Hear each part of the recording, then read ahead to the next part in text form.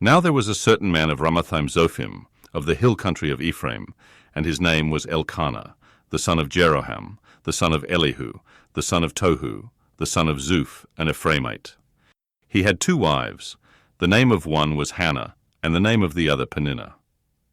Peninnah had children, but Hannah had no children.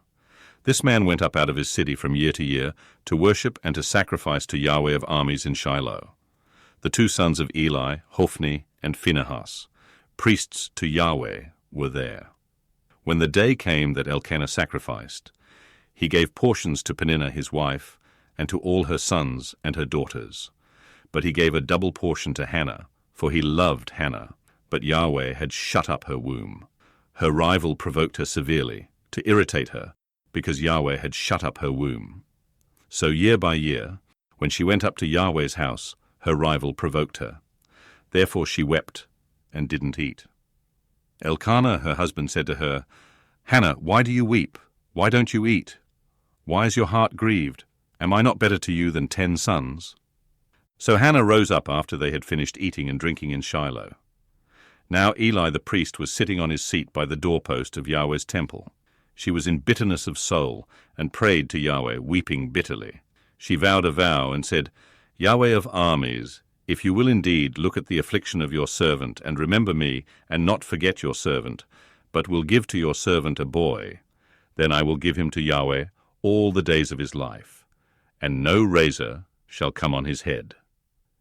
As she continued praying before Yahweh, Eli saw her mouth. Now Hannah spoke in her heart. Only her lips moved, but her voice was not heard. Therefore Eli thought she was drunk.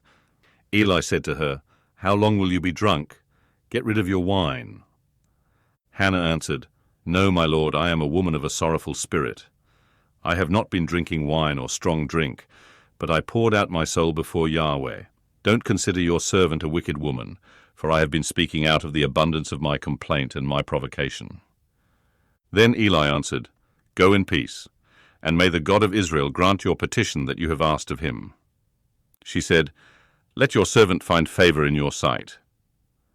So the woman went her way and ate, and her facial expression wasn't sad any more. They rose up in the morning early and worshipped Yahweh, then returned and came to their house to Ramah. Then Elkanah knew Hannah his wife, and Yahweh remembered her.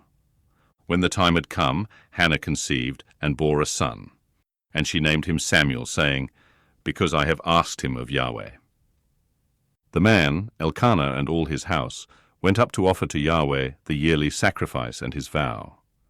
But Hannah didn't go up, for she said to her husband, "Not until the child is weaned. Then I will bring him, that he may appear before Yahweh, and stay there forever." Elkanah her husband said to her, "Do what seems good to you. Wait until you have weaned him. Only may Yahweh establish his word." So the woman waited, and nursed her son until she weaned him. When she had weaned him, she took him up with her, with 3 bulls, and 1 ephah of meal, and a container of wine, and brought him to Yahweh's house in Shiloh. The child was young. They killed the bull, and brought the child to Eli. She said, "O my lord, as your soul lives, my lord, I am the woman who stood by you here praying to Yahweh. I prayed for this child, and Yahweh has given me my petition which I asked of him. Therefore I have also given him to Yahweh. As long as he lives, he is given to Yahweh." He worshipped Yahweh there.